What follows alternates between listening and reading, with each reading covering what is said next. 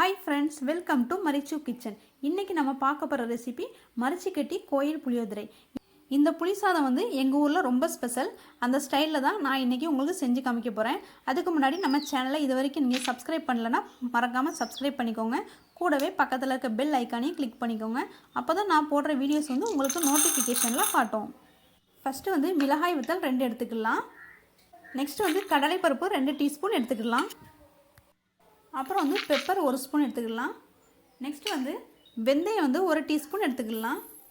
அப்புறம் கருப்பு எள் 5 டீஸ்பூன் எடுத்துக்கலாம். இது எல்லாத்தையும் சிம்மில் வச்சு நல்லா வறுத்து எடுத்துக்கலாம்.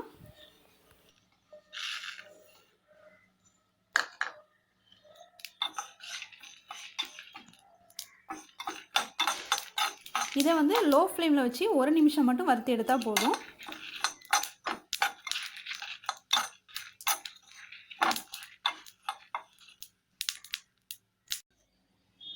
நெக்ஸ்ட் வந்து வேர்க்கடலை வந்து 50 கிராம் எடுத்திருக்கேன்.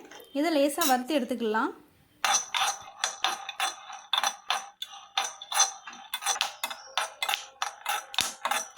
நெக்ஸ்ட் வந்து நம்ம ஏற்கனவே வறுத்து வச்சுருந்ததை நல்லா ஆறின பிறகு மிக்ஸி ஜாரில் போட்டு நல்லா பவுடர் பண்ணி எடுத்துக்கலாம்.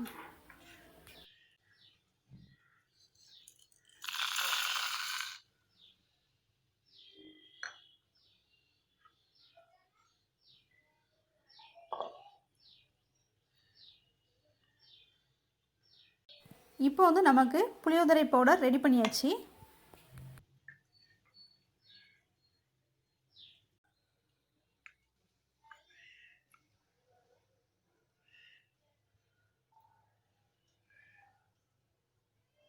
அப்புறம் வந்து நான் பெரிய லெமன் சைஸ்க்கு புளி எடுத்து ஊற வச்சு கரைச்சி எடுத்து வச்சுருக்கேன். இது திக்காக கரைச்சி எடுத்து வச்சுக்கோங்க.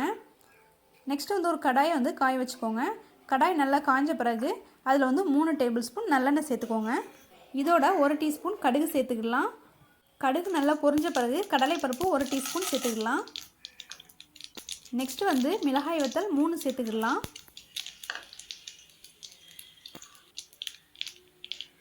அப்புறம் வந்து நம்ம ஏற்கனவே வறுத்து எடுத்து வச்சுருந்த வேர்க்கடலையை இதோட சேர்த்துக்கலாம்.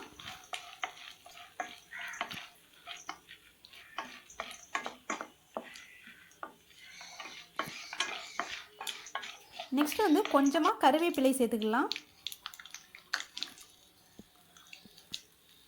அப்புறம் வந்து 1/2 டீஸ்பூன் மஞ்சள் தூள் சேர்த்துக்கலாம். இது எல்லாத்தையும் சேர்த்து லேசாக வறுத்து விட்டுக்கலாம். நெக்ஸ்ட் வந்து காயப்பொடி ஒரு 1/2 டீஸ்பூன் சேர்த்துக்கலாம். இது எல்லாத்தையும் லேசாக வதக்கின பிறகு நம்ம ஏற்கனவே கரைச்சி எடுத்து வச்சுருந்த புளி கரைசலை இதோட சேர்த்துக்கலாம். இந்த புளி கரைசல் வந்து 7லேருந்து 10 நிமிஷம் வரைக்கும் நல்லா கொதிக்கிட்டோம். இது நல்லா கொதித்து வற்றி வரும்போது நம்ம வந்து புளிசாத பவுடரை வந்து இதோட சேர்த்துக்கலாம். நெக்ஸ்ட் வந்து இது கூடவே தேவையான அளவுக்கு உப்பு சேர்த்துக்கலாம்.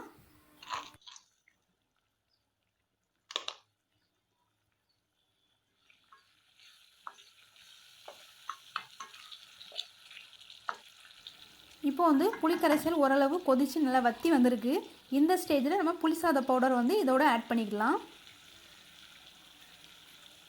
புளிசாத பவுடர் வந்து ஒரு 3 டேபிள் ஸ்பூன் அளவுக்கு சேர்த்துக்கலாம். இந்த பவுடரை சேர்த்த பிறகு நம்ம ரொம்ப நேரம் கொதிக்க விடக்கூடாது.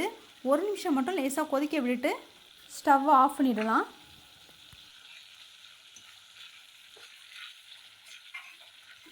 ஸ்டவ்வை வந்து ஆஃப் பண்ணுறதுக்கு முன்னாடி 2 டீஸ்பூன் நல்லெண்ணெய் இதோட விட்டுக்கலாம்.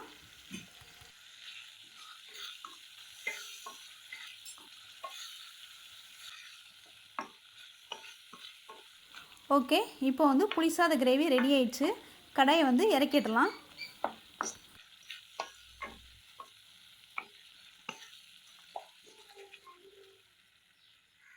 இந்த கிரேவி வந்து நம்ம போதுமான அளவுக்கு கடாயிலே வச்சுட்டு மீதி உள்ளதை வேற ஒரு பவுலில் மாற்றி வச்சுக்கலாம்.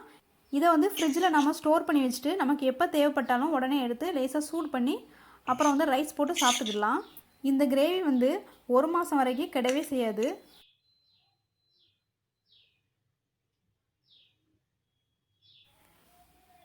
இப்போ நான் வந்து 2 பேர் சாப்பிட்ற அளவுக்கு ரைஸ் எடுத்து வச்சுருக்கேன். அதை வந்து இந்த கிரேவியோடு சேர்த்து நல்லா கிளறிக்கிட்டேன். இது கூடவே 1 டீஸ்பூன் அளவுக்கு புளியோதரை பவுடர் சேர்த்துக்கலாம்.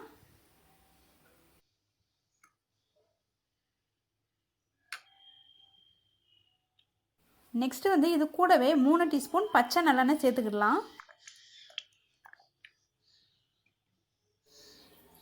இந்த மாதிரி சாப்பிடும்போது ரொம்ப வாசனையாக இருக்கும். இந்த பச்சை நல்லெண்ணெய் அந்த பவுடர் எல்லாமே சேரும்போது புளி சாதம் செம்ம டேஸ்ட்டாக இருக்கும். நீங்கள் கண்டிப்பாக வீட்டில் இந்த மாதிரி ட்ரை பண்ணி பாருங்கள்.